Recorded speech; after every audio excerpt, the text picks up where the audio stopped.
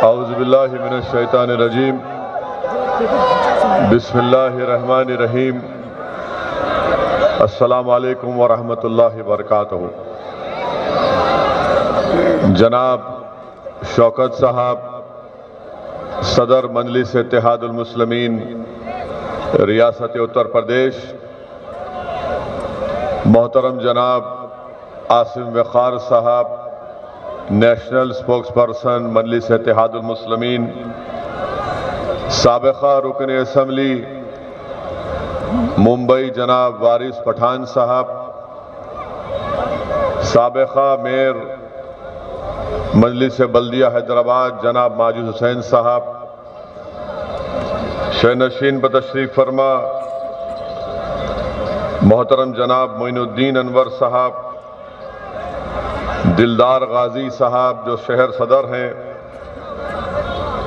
उमर साहब जो यूथ के सदर हैं, हमारे भाई पवन राव अंबेडकर साहब जो जनरल सेक्रेटरी हैं उत्तर प्रदेश के मजलिस इत्तेहादुल मुस्लिमीन के, नुमान नदवी साहब, नासिर एडवोकेट साहब, राशिद साहब, साजिद साहब, शब्बीर साहब, मोहतरमा रुबा सिद्दीकी साहिबा सदर ख़वातीन सेल,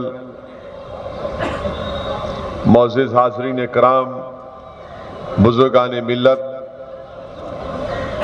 और मोहतरम अली साहब जो हमारे बड़े भाई जनाब अतीक अहमद साहब के फर्जन हैं, मेरे अजीज़ दोस्तों और बुज़ुर्गों, गयूर नौजवान साथियों, आप तमाम ने मुझसे क़बल सैयद आसिम वक़ार, वारिस पठान और जनाब शौकत साहब के बसीरत अफरोज़ खिताबात को सुना। मैं सिर्फ आपसे गुजारिश करने आया हूं कि उत्तर प्रदेश के आने वाले विधानसभा के चुनाव में आपको अपने इत्तेहाद के जरिए अपनी ताकत का मुजाहरा करना है। उत्तर प्रदेश के आने वाले विधानसभा के चुनाव में मजलिस इत्तेहादुल मुस्लिमीन जरूर इंशाअल्लाह ताला इस इंतखाबात में हिस्सा भी लेगी। और जैसा कि हमारे सदर जनाब शौकत साहब ने कहा कि मजलिस इत्तेहादुल मुस्लिमीन उत्तर प्रदेश के विधानसभा की 100 असेंबली सीट पर चुनाव या इलेक्शन लड़ने की तैयारी कर रही है। और मैं जनाब शौकत साहब को इस बात की इजाज़त देता हूं कि वो मुख्तलिफ जो दूसरी छोटी छोटी पार्टियां हैं उन तमाम से बात करें। और मैंने पहले ही जमात ने इस बात का फैसला ले लिया था कि अगर कोई हमसे अलायंस या इत्तेहाद या गठबंधन करने के लिए तैयार है तो मजलिस इत्तेहादुल मुस्लिमीन के दरवाजे भी खुले हैं। अब ये वक्त ही बताएगा कि मजलिस के साथ कौन सी सियासी पार्टी आएगी या नहीं आएगी, मगर ये बात तयशुदा है कि मजलिस इत्तेहादुल मुस्लिमीन इस इलेक्शन में लड़ेगी। और जो मजलिस के मुखालिफीन ये समझ रहे हैं कि मजलिस का मौक़िफ़ 5 साल पहले जैसा था वैसा है, तो मैं इन मुखालिफीन मजलिस को बताना चाहूँगा कि 5 साल एक लंबा अरसा होता है एक सियासी पार्टी की ज़िंदगी में। हमारी जिम्मेदारों ने उत्तर प्रदेश में मजलिस इत्तेहादुल मुस्लिमीन को मजबूत किया, ज़मीनी सतह पर संगठन को मजबूत किया और पहले से ज़्यादा मजलिस इत्तेहादुल मुस्लिमीन अल्हम्दुलिल्लाह उत्तर प्रदेश में ताकतवर मौक़िफ़ रखती है। और ये नज़र आ जाएगा जैसे जैसे इलेक्शन की तारीख करीब आएगी, इन तमाम लोगों को ज़मीनी हकीकत का पता चल जाएगा। मैं आपसे सिर्फ यही गुजारिश करने आया हूँ और मैं अपनी हर तकरीर में इस बात को कहता हूँ, दोहराता हूँ कि उत्तर प्रदेश में मुस्लिम अक़लियत को अपनी एक सियासी लीडरशिप को बनाना है। मैं यहां पर उत्तर प्रदेश में अपनी मकबूलियत में इजाफा करने के लिए नहीं आया हूं, न जितने यहां पर मंच पर, डाइस पर, शयनशीन पर जो मजलिस के जिम्मेदार बैठे हैं वो अपनी मकबूलियत के लिए या अपनी अना की तस्कीन के लिए आपके दरमियान में आकर तकारीर नहीं कर रहे।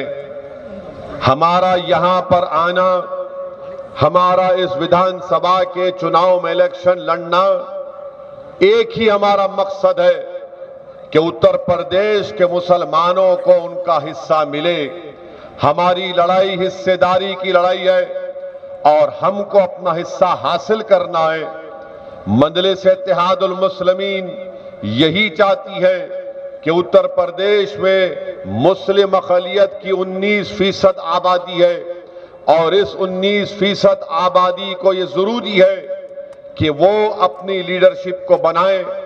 लड़ाई हिस्सेदारी की है, लड़ाई समझौते की नहीं है, लड़ाई अपने मफादात को बेचने की नहीं है, बल्कि अपने मफादात के तहफ़्फ़ुज़ की लड़ाई है। लड़ाई मुसलमानों के हक की लड़ाई है, लड़ाई मुस्लिम वोटों को बेचने की नहीं है। जो बरसों से मुस्लिम वोट को बेच रहे हैं, मैं उन दलालों से कह रहा हूं कि अब तुम मुस्लिम वोट को नहीं बेच सकोगे। हम अपने हक की लड़ाई लड़ रहे हैं, हिस्सेदारी की लड़ाई लड़ रहे हैं, हम अपनी लीडरशिप को बनाने की लड़ाई लड़ रहे हैं। मैं आज यहां पर सीसामाऊ की विधानसभा के उन तमाम लोगों से अपील करने के लिए आया हूं कि उत्तर प्रदेश की सियासत को आप मुझसे बेहतर जानते हैं। उत्तर प्रदेश की सियासत में हर समाज ने अपनी एक लीडरशिप को बना ली। अगर यादव समाज है तो यादव समाज समाजवादी पार्टी से पूरी तरीके से वाबस्ता हो चुका है। यादव समाज का उत्तर प्रदेश में 9% के करीब उनकी आबादी है। मुलायम सिंह यादव को मुख्यमंत्री बना दिया, फिर अखिलेश यादव को बना दिया। आप वहीं पर चले जाइए, बहुजन समाज जाटवाओं ने बहन मायावती को अपना नेता बनाया और उनको मुख्यमंत्री बनाया। ये बात बिल्कुल सच है कि जब कभी भी समाजवादी पार्टी की सरकार बनती है, उत्तर प्रदेश के हर थाने में कम से कम 2 ऑफिसर्स यादव समाज के तकर्रुर हो जाते हैं। ये बात बिल्कुल सही है कि जब कभी भी समाजवादी पार्टी की सरकार बनती थी तो ठेकेदार में अगर सबसे बड़ा काम किसी को मिलता तो यादव बरादरी के लोगों को मिलता। ये बात बिल्कुल सच है कि आज बीजेपी की सरकार उत्तर प्रदेश में, मगर आज उत्तर प्रदेश के अगर आप पुलिस स्टेशन और थानों में जाएंगे तो कम से कम 2-2 ठाकुर ऑफिसर आपको मिल जाएंगे। इसलिए कि मुख्यमंत्री तो बीजेपी का है मगर राज ठाकुरों का है, नाम योगी है मगर दिल से ठाकुर है, इसीलिए तमाम ठाकुरों का तकर्रुर करते हैं। उत्तर प्रदेश की सियासत की हकीकत यह भी है, अगर ब्राह्मण है 6 या 7% है मगर मुत्तहिद है और अपने वोट की अहमियत को और अपने वोट की ताकत के जरिए अपने समाज की ना सिर्फ हिफाजत करते हैं बल्कि अपनी लीडरशिप को मजबूत करते हैं। उत्तर प्रदेश में राजभर है, उत्तर प्रदेश में कुर्मी है, तो मां और बेटी लड़ रहे हैं कि कुर्मी का लीडर कौन है। इसीलिए अनुप्रिया पटेल को नरेंद्र मोदी ने अपना मंत्री बनाया। आगरा के अतराफ में फिरोजाबाद में बाघेल है तो बाघेलों ने बाघेल को अपना नेता बनाया, तो उत्तर प्रधानमंत्री ने बाघेल साहब को गवर्नमेंट ऑफ इंडिया में यूनियन मिनिस्टर बना दिया। मेरे अजीज दोस्तों और बुजुर्गों, जाट है तो जाटों ने तय कर लिया कि अखिलेश से अलायंस करेंगे और जाट कितने फीसद है? क्या 19% है? नहीं है, मगर आज जाट ये कह रहा है कि अखिलेश से अलायंस हो गया तो शायद हमारा आदमी डिप्टी चीफ मिनिस्टर बन जाएगा। ऐसे तमाम जात और बरादरियों का नाम ले सकता हूं। मेरे अजीज दोस्तों और बुजुर्गों, मैं आपसे मुखातिब हूं। मैं उत्तर प्रदेश के मुसलमानों से खुलकर कह रहा हूं, मुझे डरने और घबराने की जरूरत नहीं है। मेरी फितरत में यह नहीं है कि मैं अल्फाज चाप कर अपना पैगाम दूं, बल्कि मैंने हमेशा से सिर्फ अल्लाह से डरकर आपके सामने हकीकत को बयान किया। और आज आपसे कह रहा हूं, आप मेरी इस बात को ज़हन नशीन कर लीजिए कि उत्तर प्रदेश के मुसलमान अगर आगे बढ़ना चाहते हैं, उत्तर प्रदेश के मुसलमान अपनी तादाद के ऊपर अपना मुकाम हासिल करना चाहते हैं, उत्तर प्रदेश के मुसलमान अगर तालीम में आगे बढ़ना चाहते हैं, उत्तर प्रदेश के मुसलमान अपने बच्चे और बच्चियों को प्राइमरी स्कूल में पढ़ाना चाहते हैं, उत्तर प्रदेश के मुसलमान इस बात से तकलीफ में है कि सिर्फ 4% के करीब 3% बच्चे हमारे ग्रेजुएट होते हैं। तो याद रखो उत्तर प्रदेश के मुसलमानों, अगर तुमको शिकायत है नाइंसाफी की, अगर तुमको इस बात की तकलीफ है कि कानपुर में तुमने तारीख साज CAA कानून के खिलाफ एहतजाज किया, मगर हमारे 3 मुसलमान पुलिस की गोली से मारे गए, हमारे घरों पर आकर पुलिस ने डंडों से हमारी गाड़ियों के शीशे तोड़े। बताओ, अगर तुम्हारा कोई नेता होता, तुम्हारी कोई क़ियादत होती, तो क्या इस तरह का कोई जुल्म तुमसे कर पाता? एक और मिसाल आपको दे रहा हूं, यही कानपुर के गुप्ता साहब गोरखपुर की पुलिस ने उनको मार दिया, गुप्ता साहब की मौत हो गई। CAA का कानून के खिलाफ तुमने एहतजाज किया, पुलिस फायरिंग में 3 मुसलमान मर गए। बल्कि इसी साल अफसर नामी मैकेनिक को कानपुर में उसकी दुकान के सामने शराब में धुत लोगों ने उसकी दुकान के सामने पेशाब किया, तो अफसर ने कहा मत पेशाब करो, तो जालिमों ने अफसर पर गाड़ी चढ़ाकर उसको मार दिया। गुप्ता साहब का गोरखपुर की पुलिस मारती है, तो गुप्ता से मोहब्बत इतनी है अखिलेश को और योगी आदित्यनाथ को कि अखिलेश योगी और दोनों मिलकर अखिलेश गुप्ता साहब के परिवार के पास जाकर मिलते हैं और मिलकर गुप्ता साहब की बेवा को 21 लाख का चेक देते हैं। योगी आदित्यनाथ गुप्ता परिवार से मिलकर 51 लाख का चेक देते हैं और एक सरकारी नौकरी देते हैं। बताओ कितने गुप्ताओं का आबादी में तनासुब है, कितने गुप्ताओं का वोटर लिस्ट में नाम है। तुम 19% हो मुसलमानों, तुम्हारे खून की अहमियत नहीं है, याद रखो, तुम्हारी जिंदगियों की अहमियत नहीं है, तुम्हारे बच्चों के मुस्तकबिल की अहमियत नहीं है, और तुम थाली नहीं मारोगे, तुम जोश और जज्बे के साथ, होश के साथ फैसला लोगे। अगर गुप्ता पुलिस की गोली से या पुलिस के जुल्म से मरा तो फिर CAA में भी मरने वाले थे। काशगंज में अल्ताफ मारा गया, उन्नाव में फैसल मारा गया। बताओ इनकी मौत पर कौन रोएगा? कौन रोएगा इनकी मौत पर?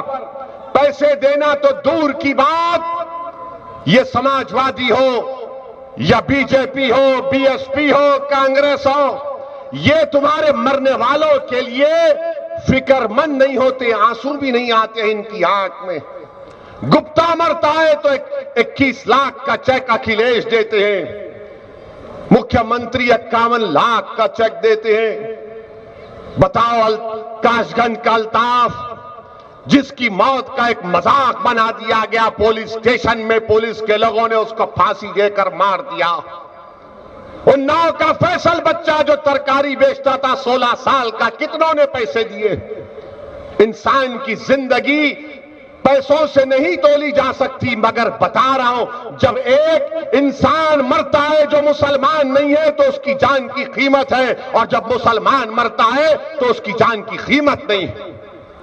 उत्तर प्रदेश में पानी की कीमत है, मगर मुसलमान के खून की कोई अहमियत और कीमत नहीं है। क्यों नहीं है? क्योंकि आपने, मुसलमानों ने अपने दिलों में इस बात को बिठा लिया कि चाहे कुछ भी हो जाए, हम मर जाए, कट जाए, बर्बाद हो जाए, ऐसे 100 अल्ताफ मर जाए, ऐसे 100 अफसर मर जाए, मगर सेकुलरिज्म को जिंदा रखना है। कौन सा सेकुलरिज्म है बताओ आप? ये कौन सी सोच है आपकी कि मजलिस इलेक्शन लड़ती है तो कहा जाता है मजलिस के ताल्लुक से कि वोट काटने आए? क्या पार्लियामेंट का इलेक्शन मजलिस लड़ी? अखिलेश और बहुजन समाज पार्टी ने अलायंस किया, 75% मुसलमानों ने उत्तर प्रदेश के वोट दिया, तब भी समाजवादी और बहुजन सिर्फ 15 लोकसभा की सीट पर कामयाबी हासिल कर सके। कांग्रेस के राहुल गांधी अमेठी से हार गए, क्या असदुद्दीन ओवैसी वहां पर गया? नहीं गया। तो फिर किस बुनियाद पर? और ये दिल्ली और लखनऊ में बैठे हुए दल्लालों से कह रहा हूं, दल्लो याद रखो, जो तुम बार बार मुस्लिम वोट कहां जाएगा, मुस्लिम वोट कहां जाएगा, तुम कभी ने प्रोग्राम किया कि हिंदू वोट क्यों जा रहा है बीजेपी को? तुमने कभी पूछा कि यादव क्यों वोट डाल रहा है बीजेपी को? तुमने कभी कहा कि ठाकुर क्यों डाल रहा है, ब्राह्मण क्यों डाल रहा है, बनिया क्यों डाल रहा है, पासी क्यों डाल रहा है, वाल्मीकि क्यों डाल रहा है, जीवर क्यों डाल रहा है, जाट क्यों डाल रहा है? मगर इन तमाम को फिक्र है मुसलमान कहां जाएगा। क्या मुसलमान तुम्हारा कैदी है? क्या आप कैदी हैं इन लोगों के? क्या अल्लाह ने आपको सोचने का सलीका नहीं दिया? क्या आप अपना फैसला नहीं कर सकते? तो फिर करिए फैसला अपना, खुलकर करिए अपना फैसला, डर कर मत करो मेरे भाई। डर डर कर कितनी जिंदगी गुजारोगे? मौत एक मर्तबा आएगी, जरूर एक मर्तबा मौत आएगी। अल्लाह ने कुरान में फरमा दिया कुल्लु नफ्स ज़ाइक़तुल मौत, कि हर नफ्स को मौत का मजा चखना है, मगर जो जिंदा रहना चाहता है, मैं उनसे कह रहा हूं तुमको जिंदा रहना है, 1 लाख मर्तबा से ज्यादा जिंदा रहना है। मौत आएगी जरूर, मगर क्या तुम रुक जाइए हाँ, अभी सुनो, अभी खाली नारे मार के तुम लोग खुश होते हो, वोट भी डालो। सुनिए, मैं आपसे अपील करने आया हूं कि मुत्तहिदा अपने वोट का इस्तेमाल करिए। हर बार आकर कहेंगे ये जीतेगा वो हारेगा, अरे कि हम ठेका लेकर बैठे हैं किसी की जीत और हार का? आपने नहीं देखा कि कैसे यहां पर हमारे बड़े भाई अतीक साहब की, हमारी बहन उनकी बेगम, जब वो अपने शौहर का खत पढ़कर सुना रही थी तो उनकी आवाज में जज्बाती हो गई हमारी बहन। अतीक अहमद जेल में है, आजम खान जेल में है। मैंने आज से 3 दिन पहले पार्लियामेंट की तकरीर उठाकर देख लो कि जब नरेंद्र मोदी की सरकार ने CBI, ED, central vigilance commissioner के डायरेक्टर्स की मियाद में इजाफा किया तो असदुद्दीन ओवैसी ने आप तमाम की तरफ से खड़े होकर पार्लियामेंट में इस बात का मुतालबा किया, ये सीबीआई किस काम की है? जब बाबरी मस्जिद के क्रिमिनल ट्रायल का फैसला आया, जिन मुल्जिमों की मौजूदगी में बाबरी मस्जिद को शहीद किया गया, तो कोर्ट ने फैसला दिया कि कोई भी मुल्जिम नहीं है। हमने पार्लियामेंट में पूछा कि बताओ क्या सीबीआई ने अपील क्यों नहीं की? किसने तोड़ा बाबरी मस्जिद को? क्या कोई समाजवादी का बोल सका? क्या कोई बीएसपी का बोल सका? क्या कोई कांग्रेस का बोल सका? मैं पूछा जाकर इन लोगों से कि बताओ तुमने ये बात क्यों नहीं उठाई, तो नजरें झुका लिए। मैं समझ गया क्योंकि मस्जिद मेरी शहीद हुई थी, इनकी नहीं हुई थी। मेरी मस्जिद को शहीद किया गया था, मगर मस्जिद तो शहीद करने वालों ने शहीद किया, मगर उन्होंने हिंदुस्तान की बुनियादों को कमजोर कर दिया। तुमने अपने जालिम हाथों से एक मुबारक जगह को उसको शहीद किया, मगर हिंदुस्तान को तुमने हिला दिया, रूल ऑफ लॉ को हिला दिया। सुप्रीम कोर्ट ने अंग्रेजी में कहा था अपने जजमेंट में, demolition of Babri Masjid is an egregious act of criminal act कहा था। आप कोई नहीं बोलते। हमने पूछा पार्लियामेंट में, मैंने पूछा कि आजम खान के ऊपर मुकदमा कौन सा है, सीबीआई का या जो भी पुलिस ने मुकदमा किया, कि आजम खान जो मंत्री थे उन्होंने लोगों का तकर्रुर किया, नौकरी दी, उनको जेल में डाल दिया। तो क्या अखिलेश यादव खामोश बैठे थे 5 साल, कुछ नहीं किया? एक मिनिस्टर है आजम खान थे, लोगों को नौकरी दी, उसके ऊपर केस बुक हो गया, तो क्या अखिलेश यादव कुछ नहीं किए? इतना बड़ा बड़ा रोड बनाए, हर काम बोलते मैंने किया, तो फिर आजम ने क्या किया था? आजम खान जेल में है और अखिलेश यादव बाहर कैसे, बताओ? तो मालूम हुआ कि सीबीआई, नरेंद्र मोदी की सीबीआई सिर्फ मुसलमानों के खिलाफ इस्तेमाल होती है, अखिलेश के खिलाफ नहीं इस्तेमाल होती। मैं जानता हूं कि मेरी इस जुमले के बाद, मेरे इस तकरीर के बाद समाजवादी के लोग बड़े तड़पेंगे, रात में नींद नहीं आएगी। जवाब दो मेरी इस बात का तुम लोग। आजम खान जेल में क्यों है, बताओ? क्यों जेल में आजम खान? बकरी चोरी, भैंस चोरी। ये दिन आ गया हम लोगों को, जो लोग अपने घर में अगर कोई मेहमान आता तो बकरी क्या, भैंस को जुबा कर देते, उस पर इल्जाम। मेरे अजीज दोस्तों और बुजुर्गों, ये होती है ताकत आपकी कि पार्लियामेंट में सिर्फ 2 मंजलिस के एमपी हैं, मैं और इम्तियाज जलील, मगर अल्लाह का करम है कि अल्लाह ने हमारी जबानों में तासीर दी, अल्लाह ने हमारे दिमाग को खुला रखा, अल्लाह ने हमको मरूब नहीं किया इन जालिम हुकूमतों से। हम बेखौफ होकर मसाइल का बयान करते हैं। यही काम आपको उत्तर प्रदेश में करना है। मुख्यमंत्री कौन बनेगा उसकी फिक्र नहीं है। मैं ये चाहता हूं कि मुसलमान का लीडर कौन बनेगा, हम बनाएंगे मुसलमानों का लीडर इंशाअल्लाह। जब हर समाज का लीडर है तो मुस्लिम समाज का लीडर क्यों नहीं होगा? हर समाज का नेता है, क्यों नहीं होगा? आसिम वक़ार ने कहा कि डिप्टी चीफ मिनिस्टर, बोलो अखिलेश तुम मुसलमान को डिप्टी चीफ मिनिस्टर बनाओगे डिप्टी चीफ मिनिस्टर?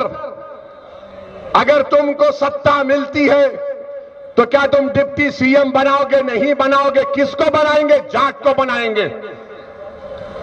किसको बनाएंगे? जाट को बनाएंगे। ये तय हो गया। मगर मुसलमान 19% में उससे कहेंगे कि तुम अभी रुक जाओ, बीजेपी को हराना है। अरे क्या बीजेपी को हम नहीं हरा सकते? क्या सीसामाओ से मंजलिस का उम्मीदवार क्यों नहीं कामयाब हो सकता इंशाअल्लाह ताला? क्या हम बीजेपी को नहीं रोक सकते? CAA का कानून अगर आज भारत में रुका हुआ है, अमित शाह और मोदी परेशान है CAA कानून पर, तो भारत के मुसलमानों के एहतजाज की वजह से डरे हुए हैं। ये इन सियासी पार्टियों ने क्या किया? समाजवादी ने, कांग्रेस ने, हमने अपना खून बहाया। अलीगढ़ मुस्लिम यूनिवर्सिटी में बच्चे का हाथ कट गया, जामे मिलिया में बच्चे की आंख चले गई, लाठियां बरसाना पड़ा। दिल्ली के फसादात में हमारे घरों को जला दिया गया, 19 मसाजिद को नुकसान या जला दिया गया। अरे तुम्हारा क्या नुकसान हुआ? हमने एहतजाज किया, जमहूरी तरीके से एहतजाज किया तो मोदी और अमित शाह डर गए। जब तुम डर को निकालोगे अपने दिलों से उत्तर प्रदेश के मुसलमानों, तुम्हारी क़यादत उसी दिन बन जाएगी। तुम जंग से पहले उत्तर प्रदेश के मुसलमानों, मैं तुमसे कह रहा हूं, भीख मांग रहा हूं, तुम जंग से पहले नतीजे की फिक्र मत करो। 60-65 साल हो चुके हैं, तुमने क्या हासिल किया बताओ?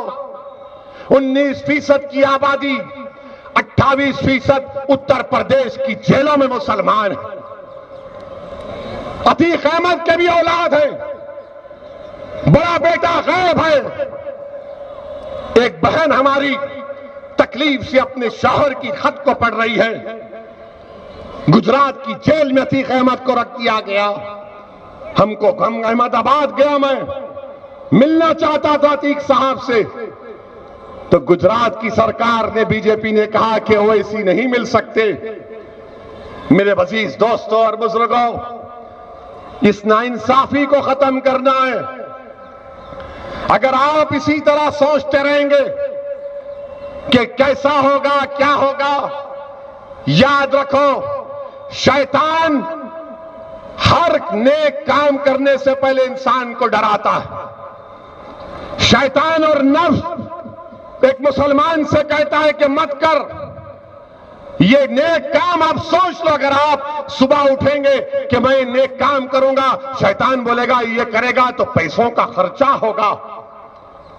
तुम नेक काम करोगे तो नफ्स बोलेगा अरे बाद में किया जा सकता है।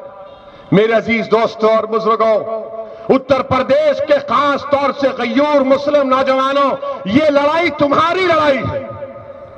मैं अपनी लड़ाई लड़ने नहीं आया हूं, मैं तुम्हारी जवानी को बचाना चाहता हूं। मैं चाहता हूं कि जब तुम बूढ़े हो जाओगे, जब मैं नहीं रहूंगा, मैं कब्र में रहूंगा, तुम जोश में रहो, तुम्हारा राज रहे, तुम्हारी क़यादत रहे, तुम्हारी आवाज रहे, तुम्हारी इज्जत बहाल हो जाए।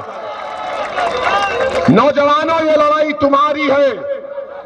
अगर आज मजलिस लड़ रही है तो ये नौजवानों को उनके रोशन मुस्तकबिल के लिए, नौजवानों का रोशन मुस्तकबिल हो। ये मैं क्यों कह रहा हूं? ये मैं इसलिए कह रहा हूं कि अंग्रेजी का एक लफ्ज है इंटरजेनरेशनल मोबिलिटी, जिसका मतलब यह है कि अगर बाप इतना कमाता था तो बेटा बाप से ज्यादा आमदनी है। अगर बाप इतना पढ़ा था या मां इतनी पढ़ी थी तो बेटा और बेटी अपने मां और बाप से ज्यादा पढ़ेंगे। आपको मालूम, उत्तर प्रदेश के मुसलमानों, भारत में दलितों का, हमारे हिंदू भाइयों का, ईसाई भाइयों का, सिख भाइयों का, अगर उनके वालिद मिसाल के तौर पर साल में अगर 5 लाख कमाते थे तो उनका बेटा उनके वालिद से, उनके पिताजी से ज्यादा कमाता है। अगर उनके वालिद इंटर पास थे, 12वीं पास थे, तो बेटा ग्रेजुएट है। कौन सी कौम है, कौन सी कौम है जो अपने बाप से भी ज्यादा नहीं बढ़ सकी? तो मुसलमान है। ये डेटा है, इसका रिकॉर्ड है मुसलमानों। मैं तुम्हारे सामने खोल खोल कर बयान कर रहा हूं, और अगर कोई मानने को तैयार नहीं है तो आओ बैठो। तुम 5 मिनट मेरे आदद और शुमार का जवाब नहीं दे पाओगे। ये इंटर जनरेशन मोबिलिटी मुसलमानों में कम हो गई, तालीम के मैदान में, आमदनी के मैदान में। और हम क्या कर रहे हैं? नहीं नहीं, बीजेपी को हराना है। अरे जरूर हराओ, मगर तुम मरकर कैसे हराओगे बीजेपी को? तुम जिंदा रहेंगे तो बीजेपी को हराओगे ना। तुम हमेशा अपनी तमाम ख्वाबों को, अपनी उम्मीदों को, अपने बच्चों के रोजगार को, अपने बच्चों के तालीम को तुम उसको खबर बना देते हो, बर्बाद कर देते हो।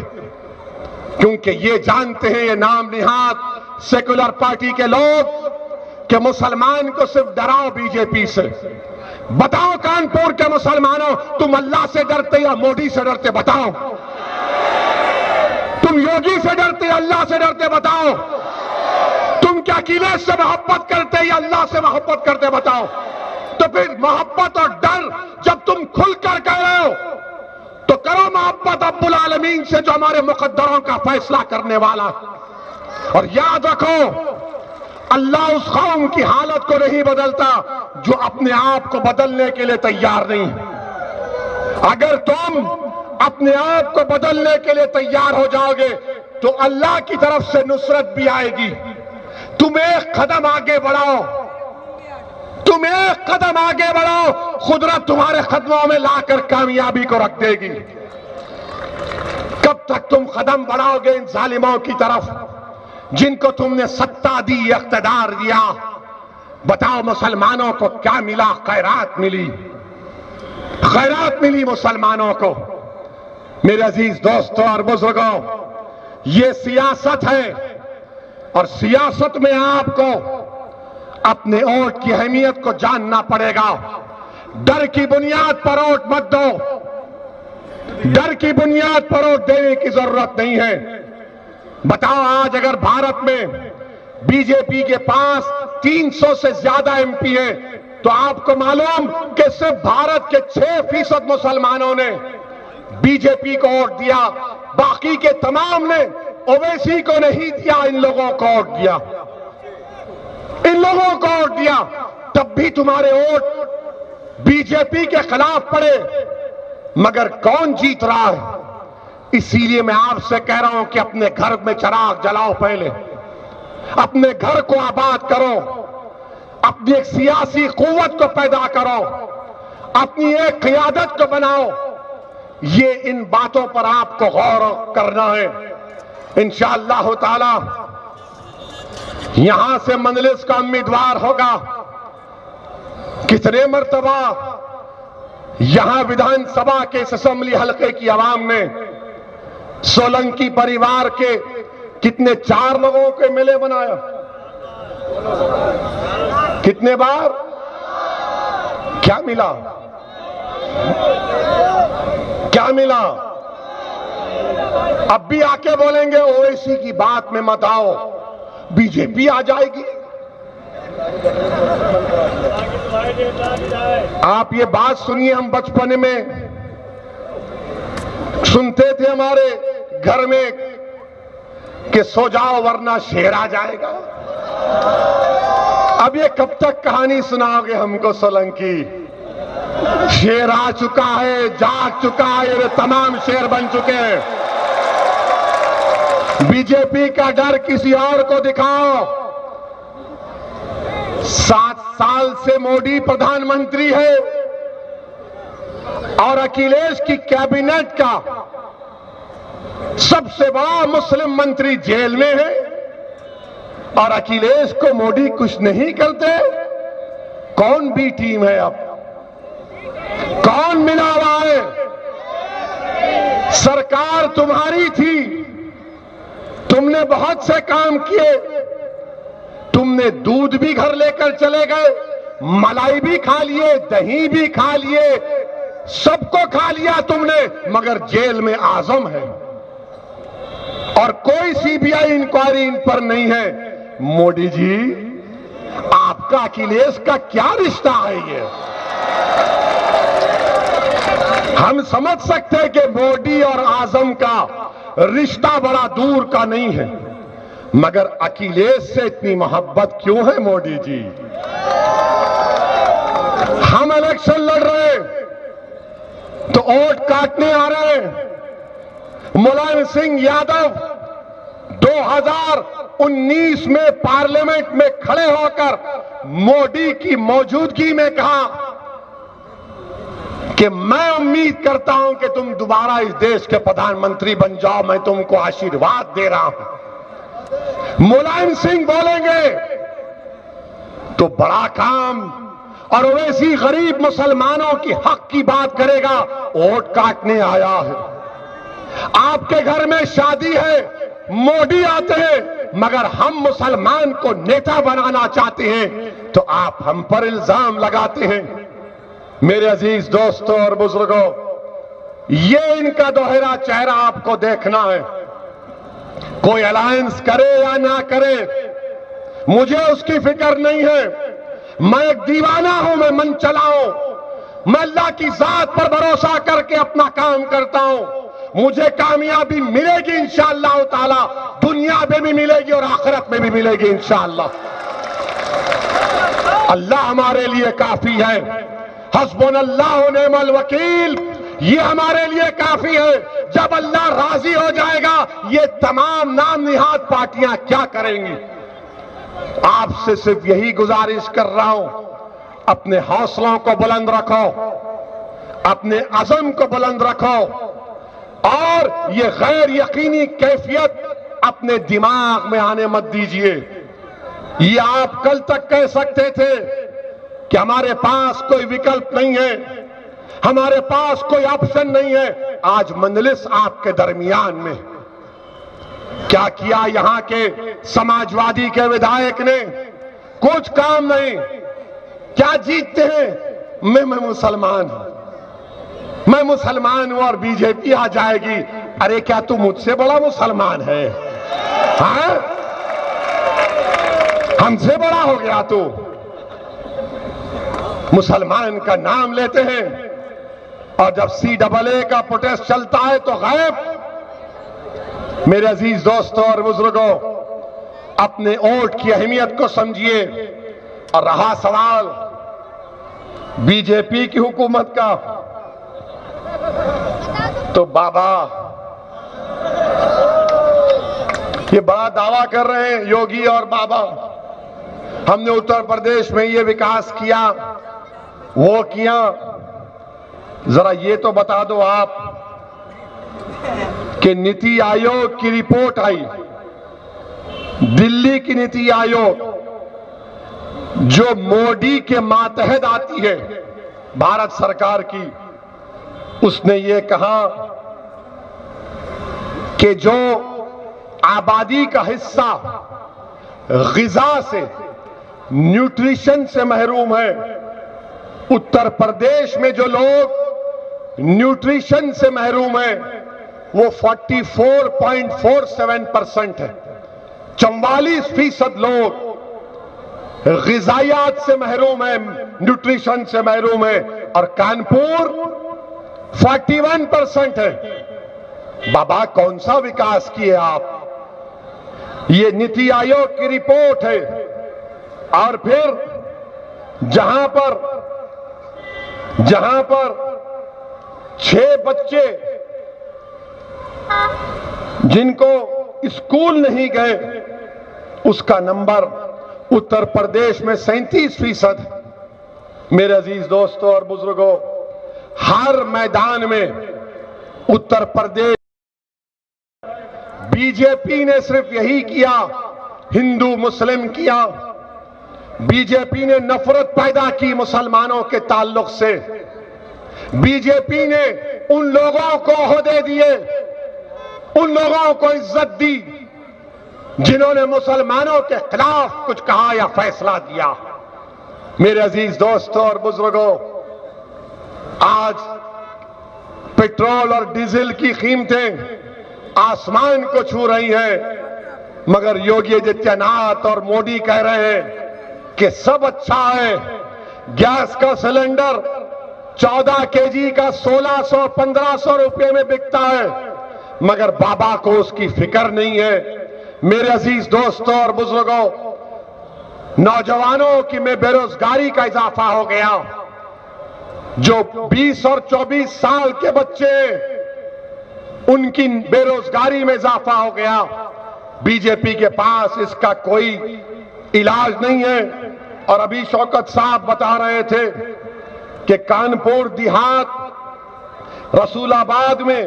रसूलाबाद पुलिस स्टेशन में एक 80 साल के बुजुर्ग मोहम्मद रफीक को पुलिस स्टेशन में इनकी दाढ़ी नोची गई और उन पर पेशाब किया गया, और ये हरकत करने वाले का नाम एसआई है गजेंद्र पाल सिंह। बताइए आप, ये आपकी इज्जत है कि 80 साल के बूढ़े को उसकी दाढ़ी को नोचा जाता है कानपुर देहात रसूलाबाद पुलिस स्टेशन में। अगर ये बात सच है तो शर्मिंदगी नहीं बल्कि तकलीफ होती है कि तुमने दाढ़ी देखी और कहा कि इसकी दाढ़ी को नोचा जाएगा। क्या हमारी दाढ़ी से तुमको नफरत क्यों है? 80 साल के बूढ़े से तुम ये हरकत करते हो। मैं तो उन पुलिस के लोगों से कहना चाह रहा हूं, याद रखो मेरी इस बात को, हमेशा योगी मुख्यमंत्री नहीं रहेगा।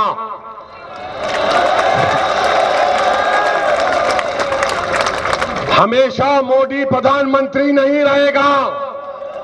और हम मुसलमान वक्त के एतबार से खामोश जरूर हैं, मगर याद रखो हम तुम्हारे जुल्म को भूलने वाले नहीं हैं। हम तुम्हारे जुल्म को याद रखेंगे। अल्लाह अपनी ताकत के जरिए तुमको निस्तो नाबूद करेगा इंशाअल्लाह ताला। और हम याद रखेंगे, हालात बदलेंगे। जब कौन बचाने आएगा तुमको? जब योगी अपने मठ में चले जाएंगे, मोदी पहाड़ों में चले जाएंगे, हो सकता है या कहीं पर जाकर रहेंगे। जब कौन आएगा? हम नहीं भूलेंगे, याद रखो। हम वो भी नहीं भूलेंगे कि एक मुसलमान ऑटो रिक्शा ड्राइवर को एक दंगाई बजरंग दल जो भी थे उसको मार रहे थे। वो बच्ची अपने बाप को बचाने की कोशिश कर रही थी। यही कानपुर में हुआ था ना। हम याद रखेंगे, वो बच्ची उस बाप की बेटी नहीं, मेरी बेटी है। मैं उसकी तकलीफ को नहीं भूलने दूंगा इंशाअल्लाह ताला। हम याद रखेंगे इन चीजों को। और आप अगर समझ रहे हैं कि लट लेके मारेंगे, टीवी पर दुनिया ने देखा कि बाप है, गोद में मासूम सा बच्चा है और पुलिस के थानेदार लट से मार रहे हैं। बाप कह रहा है बच्चे को लगेगी, बच्चे को लगेगी। गाड़ी में एक आदमी बैठा हुआ है तो थानेदार साहब कह रहे हैं हीरो बनता है, तुझे हीरो बनाऊंगा। अरे तुम आज अपने वर्दी की ताकत पर जिसको डरा रहे हो कि हीरो हीरो बनेगा, कल तुम जीरो बनोगे इंशाअल्लाह ताला। तुम जीरो बनोगे इंशाअल्लाह ताला। जिंदगी का कोई भरोसा नहीं है। बड़े बड़े लोग उड़ जाते हैं। मौत आएगी इंशाअल्लाह ताला, मुझे भी आएगी, मगर मैं वादा कर रहा हूं कि अल्लाह जिंदगी की जितनी मोहलत दिया, मैं अपनी जिंदगी के एक एक लम्हे को मजलूमों के इंसाफ के लिए, मुसलमानों के हक के लिए और जालिमों से पंजा आजमाई करने के लिए उस वक्त को लगाऊंगा जब तक अल्लाह जिंदा रखेगा। असदुद्दीन अवैसी उत्तर प्रदेश नहीं, भारत के कोने कोने में जाता रहेगा। अगर आज अतीक जेल में है तो अतीक की जबान में ओवैसी बोलता रहेगा। अगर आज आजम जेल में है तो आजम की तकलीफ को ओवैसी बयान करेगा। इन हमारे भाई लोग जो कमजोर हैं, मजलूम हैं, उनको हिम्मत दिलाना है, हौसला दिलाना है, हिस्सा लेना है। हिस्सेदारी के लिए याद रखो 19% मुसलमान है। हमारा हिस्सा क्या होगा? जब हिस्सा मिलेगा तब इंसाफ होगा। ये ऐसा मामला नहीं है कि तुम हमको वोट हासिल कर लो और वोट हासिल करने के बाद मुसलमानों को चपरासी से बदतरीन उनसे सलूक करो। अब चपरासी की बात नहीं होगी, अब हिस्सेदारी की बात होगी और हम हिस्सा लेकर रहेंगे। डिप्टी चीफ मिनिस्टर की बात बिल्कुल सही है, डिप्टी चीफ मिनिस्टर बनना चाहिए। मुसलमानों का इंशाअल्लाह ताला मजलिस के अगर 15-20 एमएलए कामयाब होंगे, सोचो आप थोड़ी देर के लिए, सोचो थोड़ी देर के लिए, हालात बदलेंगे मेरे भाई। मुत्तहिद रहिए, मजलिस को कामयाब करिए। ये कामयाबी आपकी कामयाबी है, ये लड़ाई आपकी हिस्सेदारी की लड़ाई है। अस्सलाम वालेकुम व रहमतुल्लाह।